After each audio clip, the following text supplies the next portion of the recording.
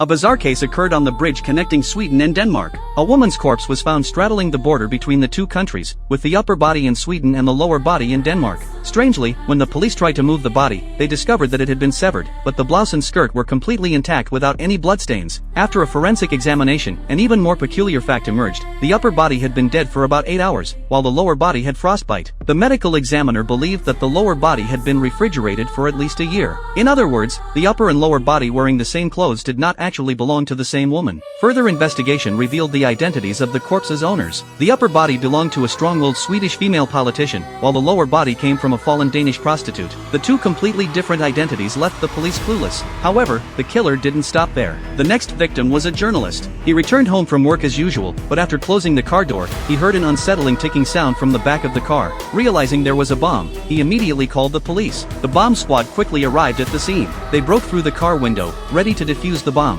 At that moment, the female police officer in charge of the case directly called the journalist. As a cold and ruthless woman, she wasn't concerned about the journalist's emotions but wanted to extract potentially useful clues about the case before he got blown up. The journalist was already scared out of his wits. What was even more desperate was that the countdown of the bomb suddenly skipped 1 minute. The bomb squad looked at each other, then retreated, leaving only a gesture of regret, indicating they were helpless. Facing death, the journalist almost broke down. On the phone, the female police officer told him not to worry, saying it wouldn't hurt and would only take a second. The journalist could only calm down and tell the female police officer with a trembling voice that he had offended many people. As soon as he finished speaking, the countdown reached 0, but the bomb didn't go off. Instead, a CD popped out of the speaker. It turned out to be just a prank. The police took out the CD and heard an elegant male voice, saying, "I have caught your attention. Let's solve problems together and make the world a better place." The police began to investigate the journalist, but he knew nothing. At the same time, an interview with the murderer appeared on a radio program. The killer expressed 5 points he wanted to make. First, not everyone is equal before the law.